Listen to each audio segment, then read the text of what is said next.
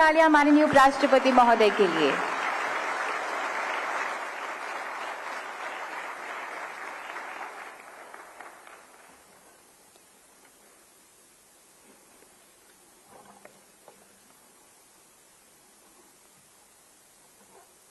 Shri Sandeep Kumar Gupta, Chairman Scope and Chairman and Managing Director, GAIL India Limited. Grateful to him for the invite. In his brief discourse, he traversed significant aspects, opportunities and challenges before public sector. Shri Brajesh Kumar Upadhyay, Vice Chairman Scope and Chairman Managing Director, Goa Shipyard Limited. He keeps low profile and we have to be watch out. Those who keep low profile are extremely impactful.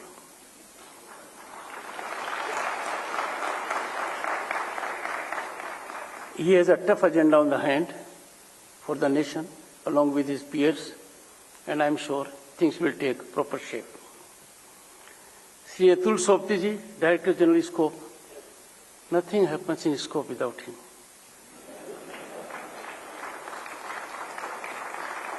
And if he is one who is drawn from public sector, well, Sandeep can speak more about it.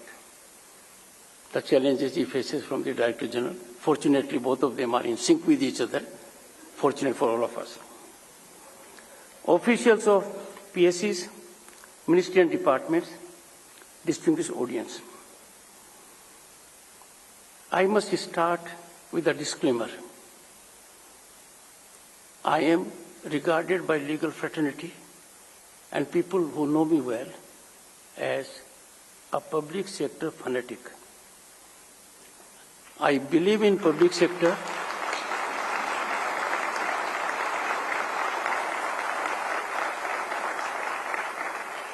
because of its talent, commitment, direction and accomplishments. And the one who introduced me into public sector is here, Sri Sushil Rungta, former Chairman SAIL. He gets the best out of his professionals while keeping them in good mood. I have known it, I have seen it. I had the good fortune when Brazilian giant Vale had coal mines in Australia and declined to make available coal to sale. The contract was $94 per ton. He was made to buy at $303 per ton. He couldn't digest it, took to a course which was unusual then. We went for international commercial arbitration. He sought my legal assistance as also of others. When a critical issue came, because Vale had invoked force majeure because there were floods, he said, there is one gentleman in SAIL who has retired, will seek his services. And I think we got an award of 167 or 176 million dollars, and the amount actually came into his coffers. That speaks volumes because the success of that arbitration was on account of spinal strength of SAIL human resource. They did everything which no other one they could do. My second premise for accepting the invite, I would have otherwise also accepted, but I accepted it with a sense of very great satisfaction. Your jury is headed by one of the finest men of Indian judiciary, Justice Tirth Singh Thakur.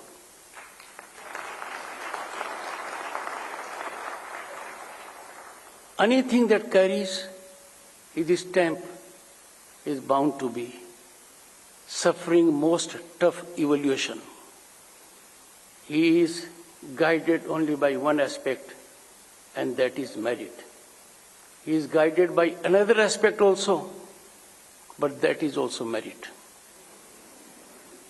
So I know each one of you who have got the embellishments today can take great pride that they reflect not only your hard work, not only your great achievements, not only your exemplifying commitment to duty, but also a stamp of jury chairman, Shri Tirth Singh Thakur, former Chief Justice of India. Having overcome this disclaimer, I must indicate to you,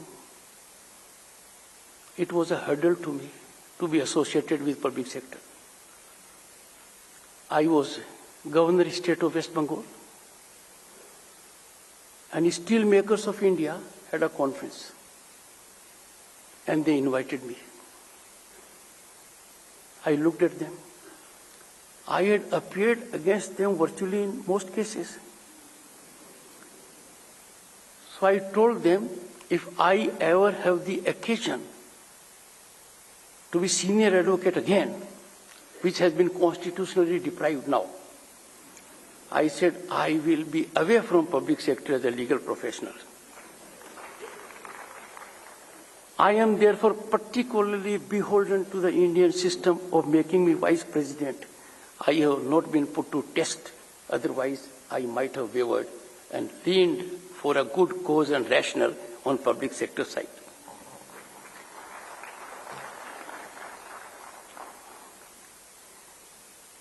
Public sector, I wouldn't go into other aspects, you know it all. If I were to indicate that we have so many accomplishments, so much contribution to GDP, all that, well, in a very sound presentation, this has already been done. Public sector is our pride. Public sector is spine of Indian economy, and you all are spinal strength of public sector. I want people at large, particularly the corporate sector, to know it. We need to give recognition to public sector, its human resource that is long overdue.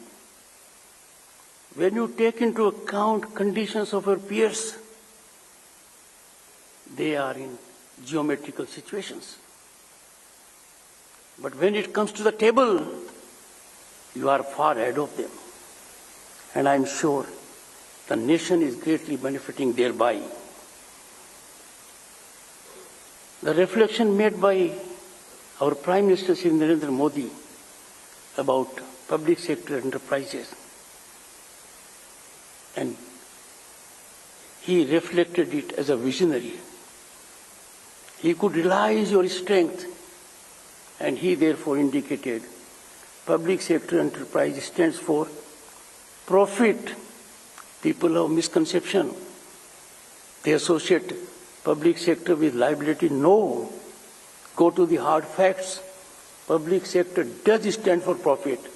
And the profit is not only in the balance sheet, the profit is in your massive contribution for societal upliftment and elements of society that matter to all of us.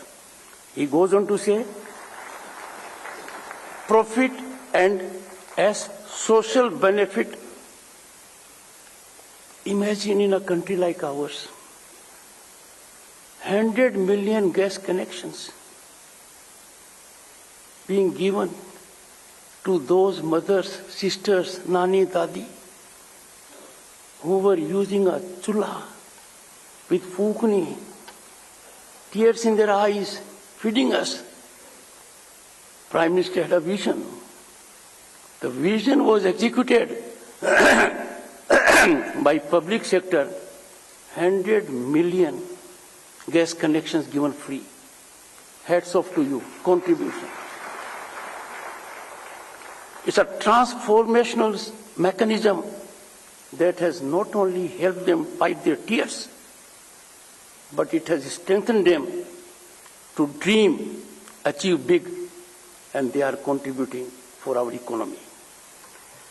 Look at the other aspect. Remember the days when going to a bank was a tough job. They would never be keen to open your account.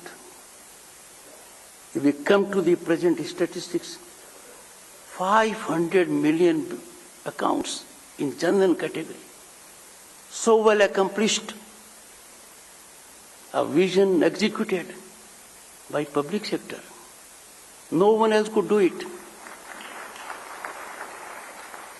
The benefit was to a nation which houses 1/6 of humanity. And what are the consequences? Because of this massive banking inclusion, thanks to efficiency of our public sector, we now have a transparent, accountable mechanism for transfer of money. It has been tested time and again. I am son of a farmer. 110 million farmers, thrice a year, get money direct in their accounts, thanks to public sector. You have not facilitated only the government machinery. You have really surcharged. You have given to farmers ability to receive that amount. And it has cut down interventions, leakage, corruption. The amount reaches directly. Again, congratulations to public sector. So, the Prime Minister further goes on to say, while continue contributing to economic fiscal capital that you do, he appealed, and which you have vindicated, to give back to the society by contributing and bolstering the social capital as well. He said so in the beginning of his tenure. He can now have sense of satisfaction that you have vindicated the trust which he reposed in you. Public challenge to public sector arises on account of some misconceptions. Fortunately, they are disappearing fast. I have great respect for the corporate world. They have talent. They are contributing for our economy. But I wish to indicate from this platform that if on the same table, for the same cause, if there are people from public sector and private sector, the private sector is looked up as leading the path. I don't have to go far. You can look to metal industry, you will know about it. And therefore, I have always been saying that rich human resource of public sector is to be further exploited, because we are living now in times that are dynamic and fast changing. We have to live with disruptive, futuristic technologies. Those technologies will guide our path. They have entered our office, our home. We have to ensure these technologies unleash their power for positivity.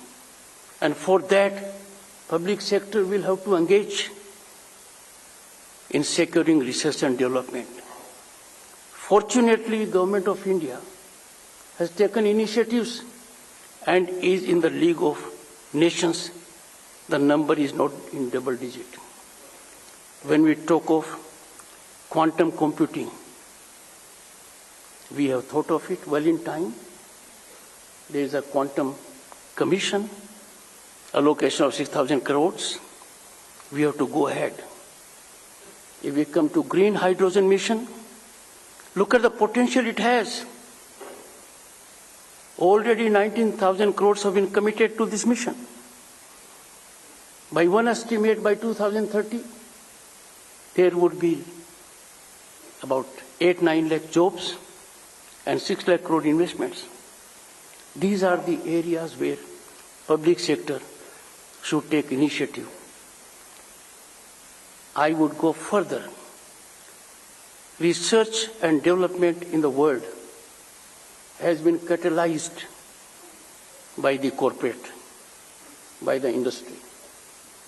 Research and development will define how strong a nation will be, how secure as a nation we will be. I had the good fortune to address 3 international conferences on security aspects, focusing particularly on Indo-Pacific.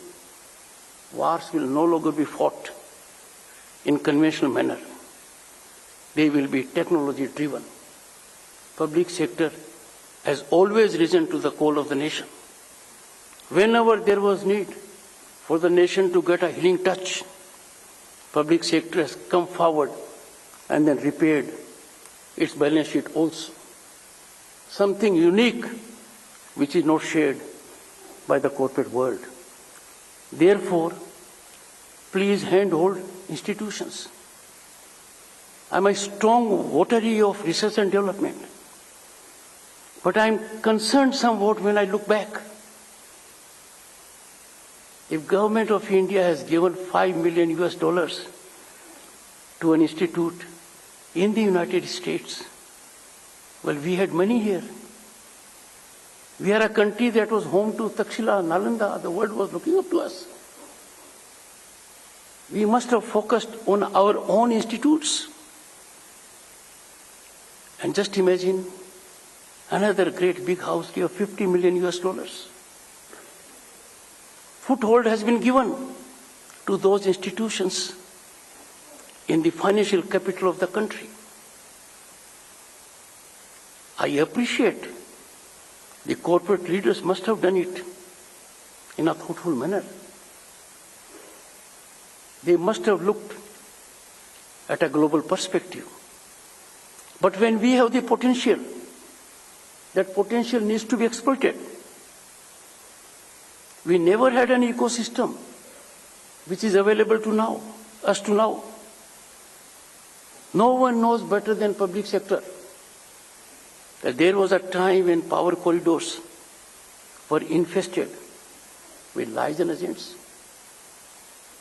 Extra legal mechanism was there to leverage decision making. Nothing could work without corruption being its mode. Those power corridors now stand fully sanitized. Transparency and accountability are the new norm. And these aspects matter to you because they allow the public sector to have good play in the joints and play without their hands and feet tied down. Let me narrate to you when the Honorable Finance Minister was making an address in the last session, and she used the term phone banking. I intervened and wanted to know from the Honorable Finance Minister. I know the literal meaning of phone banking, and phone banking as such is a good term. But the way she was reflecting was worrisome. So I requested the Honorable Finance Minister, please enlighten me. What do you mean by phone banking? And that phone banking was, pick up a phone, tell the banking heads, give this much amount. By that you tie down that bank, hands and feet, and then want it to perform. Gone are those days now. Those pernicious tendencies of which public sector was victim, they never originated in public sector. Public sector could not perform on occasions because the governance was not of the kind which it should be.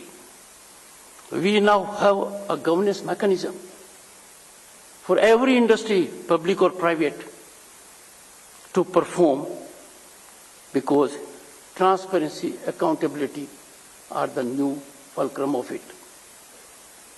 Look at the other way around.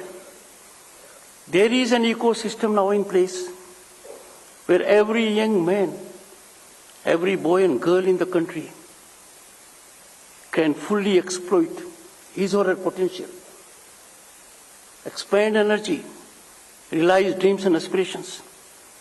The government is in affirmative mode, has created immensely impactful mechanism that is empowering the people, that will empower the public sector as well.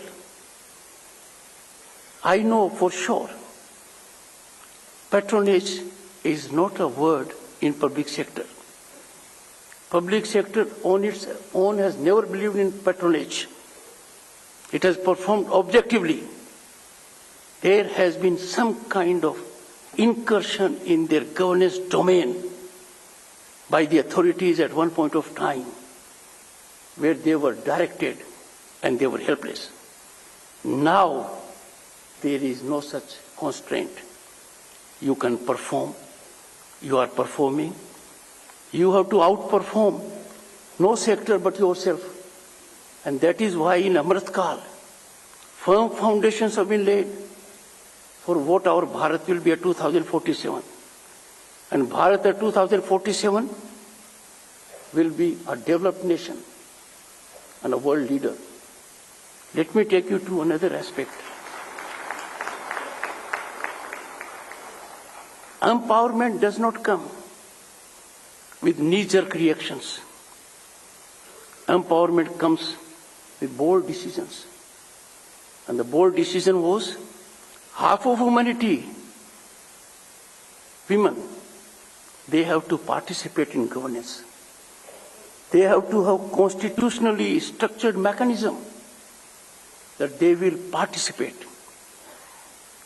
This eluded us for 3 decades. Efforts were made. I don't doubt the efforts, but success eluded us. But a great event happened in September 2023. September 20, 2023, Lok Sabha passed the historic, epochal bill providing for reservation to women to the extent of 1/3 in Lok Sabha and state legislatures.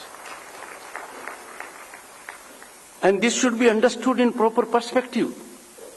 And the proper perspective is the number will always be more than 1/3 because women can always contest from their usual seats, general seats. This reservation has a great societal element. It is horizontal, it is vertical, which means scheduled caste women, scheduled tribe women. For these 2 categories, there is already a reservation in parliament and legislatures. But 1/3 of that category will be women. Imagine by end of this decade, what will be shape of our parliament? More than 1/3 will be women. That's a great accomplishment. The entire world has acknowledged it. But I appeal to you, people before me are not ordinary people. You have a track record of success. You are gifted with sharp intellect. You are discerning minds. Can this be effected in 2024? There will have to be delimitation. So greatest threat comes to us from informed minds. Here is a gentleman. He held high positions. You regard him well because he happened to be finance minister of the country. Had a long parliamentary career. And comes out with a thought immediately. Why not now? If informed mind, sensible mind, whom we regard well, trades on ignorance of the people, it is antithetical to morality, ethics, and injustice to the nation. We had in the world of finance, someone had his workstation outside this country, came to this country as chief economic advisor, was lucky to be RBI governor. Could not get a second term. Tried for it as I go for by public domain inputs. And then says two things. They hurt me. I can't digest those two things. One, India's rise will not be more than 5%. It was 7.6%. Why silence by him? And the second was awful, ignoble, totally unjustifiable. What will happen? कि Bharat super power बनेगा तो क्या करेगा? और उनको परेशान करना है. मतलब ये बात ट्विटर पर कह देना कि क्यों बनना चाहते हो सुपर पावर? किसको परेशान करना चाहते हो? He betrays ignorance about 5,000 years of civilizational ethos. This country किसी को परेशान नहीं किया है. This country has never believed in expansion. Our Prime Minister is on record when the world is facing conflagrations. This is not an era of expansion. War is no solution. Diplomacy and dialogue are essential. I therefore appeal to all of you. हम भारतीय हैं. भारतीयता हमारी पहचान है. हम महान देश के नागरिक हैं. हमने वो देख रहे हैं अकल्पनीय, अप्रत्याशित विकास जिसका कभी सोचा नहीं था. I was elected to Parliament in 1989. I had the good fortune to be member of Council of Ministers. And what I saw, our gold had to be taken in physical form by an aircraft to two banks of Switzerland to save our financial credibility. Our foreign exchange was fluctuating around $1 billion then. Look at where we are now. I therefore appeal to you.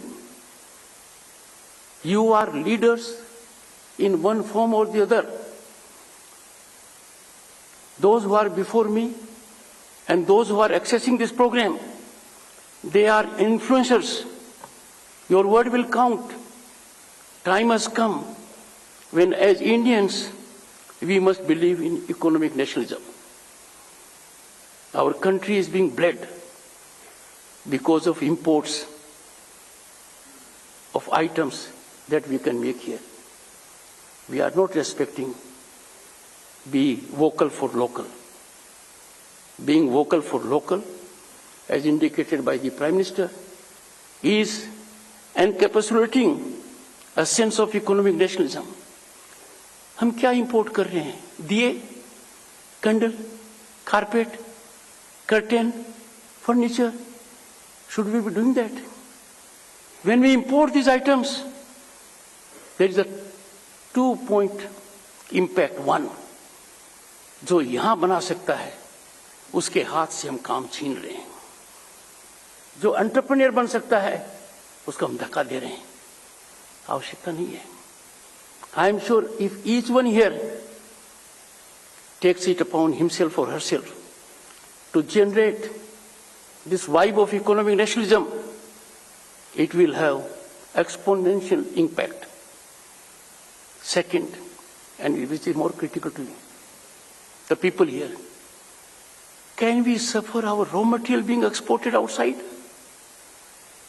Go to some of the ports and iron ore is going in shiploads. Can't we add value to that iron ore? I know those dealing in iron ore are doing it for profit. But we cannot sacrifice economic nationalism on the plank of fiscal gain. We have capacity to add value to our raw material. Some countries in the world have taken it upon themselves that their raw material will not leave its shores unless value is added. We must do it. We are importing certain items. We must have a think tank that analyzes very carefully how to ensure we don't import those items. That mechanism has to be there. I am indicating to you, this is an important forum. I interacted with trade leaders, industry leaders, business leaders in organized manner. I said, if you have a point, you want that point to be addressed by governance, put that point to me. After it has been filtered, after all stakeholders have conversed on one platform, we'll find a way out. I would greatly appreciate that if any one of you here has some input, please utilize this platform. Let it crystallize in the shape of a document. The legislature will come to your aid. The executive will be too happy. You never had a prime minister before, and I'm not comparing. I'm not going to compare. Others were great in their own respect, but this man is driven by innovation. This man is futuristic. He leaves nothing undone, and it is for you to see. Just reflect last 6 months. Did we ever imagine we'll have one of the top 10 convention centers in the world, Bharat Mandapam? Did you hear about it? G20? World leaders from all over the planet came here. Prime Minister received them. What was the backdrop? Sun Temple, Konark. And when they went through the gallery, they were exposed to 5,000 years of our civilizational wealth. And then immediately, P20 came, Parliament meeting of the G20. It was in Yashobhumi, another place where you can hold exhibition of any gigantic size. You can have car parkings of more than 3,000 plus. We had P20 there. Look at what has happened to our trains, our airports, our railway stations, our highways. The change is visible. But the greatest change that has occurred is in our digitization. Technology has made deep inroads even in villages. And that is why when it comes to UPI, the world is saluting it. Countries are adopting it. Our transactions are 4 times in 2022 than that of combined transactions of USA, UK, France and Germany. When it comes to adopting to technology, per capita internet usage is more than that of USA and China together. I therefore appeal to you, why some people set narratives as if nothing is happening in the country? I am not a stakeholder in politics. Politicians have freedom to play their politics. Let them set any narratives. But let them not shut their eyes to national interest. Our epochal achievements that are being appreciated by one and all. There was a time, as Sandeep ji indicated, that our economy is now number 5. I see it in a different perspective. Just a decade ago, our economy was fragile 5. Fragile 5. The world was concerned about us. What will happen to the economy of a country which houses 1/6 of humanity? We left behind Canada, UK, they ruled us for centuries, France. Then someone told me, sir, our culture doesn't allow that we leave somebody behind. We take everyone along. We are marching ahead. So, by end of this decade, we'll be marching ahead of Japan and Germany. When people talk, they must realize, and it's a very small category of people. But if their narrative takes center stage, and some of us choose to remain silent, the silence will ever resonate in your ears. हम उस समय चुप क्यों थे जब हमें बोलना चाहिए था? मुझे आपको ये कहना है कि आज का भारत बदल गया है. आज का भारत किसी का मोहताज नहीं है.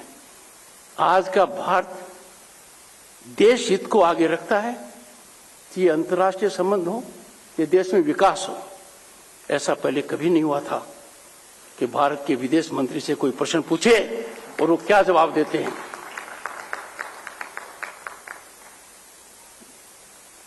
मैं आपसे अनुरोध करूंगा, पब्लिक सेक्टर की बहुत कैपेसिटी है। You have something which no one else can do. Nalanda, Takshashila, ये आप क्रिएट कर सकते हो।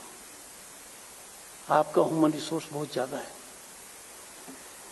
Well, I may have taken a little more time, which I should not have, but normally lawyers never end their arguments unless the judge indicates something favorable is coming. Yes, this slight cheers me, motivates me. There was an occasion, and I'm pained, public sector sometimes is regarded as a punching bag. They associate inefficiency with public sector. How wrong they are. We have to do something about it. In me you can look up as your soldier.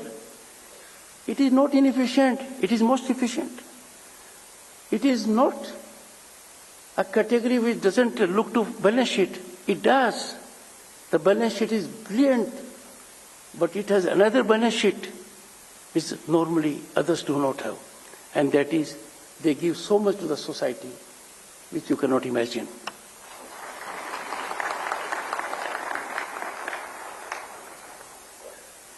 If I look around, there was one public sector undertaking. That undertaking has made Tejas. That undertaking has made a helicopter. Its job card is full. It will have to do much to discharge that obligation. A narrative was set afloat. इनसे काम छीन लिया, इनके पास अब क्या काम होगा? Ignorance is no longer a bliss. My appeal to you. We have been saying for long, ignorance is a bliss. No, ignorance is not a bliss, and sky is not the limit for Bharat. वो कहते हैं ना कि sky is the limit, sky not the limit. Chandrayaan 3 ने दिखा दिया है, और चांद के पास 15 लाख किलोमीटर चलकर हम चले गए फोर्टलेसली। किसने सोचा था कि इसरो किन के रॉकेट आसमान में रखेगा? यूएसए का, यूके का, सिंगापुर का। ये हमारी ताकत है। ये बातें मैं इसलिए कह रहा हूं कि यदि कोई रास्ता दिखाएगा डिसरप्टिव टेक्नोलॉजीज को अफर्मेटिवली यूज करने का, वो आप में से आएगा, इफेक्टिवली आएगा, इंपैक्टफुली आएगा। वरना ये टेक्नोलॉजी समाज को ध्वस्त कर देंगी। डीप फेक पर हम चिंतित हैं क्योंकि एक व्यक्ति को प्रभाव डालती है, but this technology has menacing power to ruin security. And we are in the lead nations. This country, our Bharat, will no longer look for technological guidance or input from elsewhere. We'll be sharing it with the world. As we shared during COVID, we were battling COVID, a tough job. 100 देशों को Covaxin मैत्री में vaccine दिया। उनके नेता जब मिलते हैं, कहते हैं भारत ने हमारी तब मदद की जब लोग अपनी मदद करने में लगे हुए हैं। I'll conclude by making one statement. No country in the world has made available co-vaccine certificate electronically on your mobile as India has done.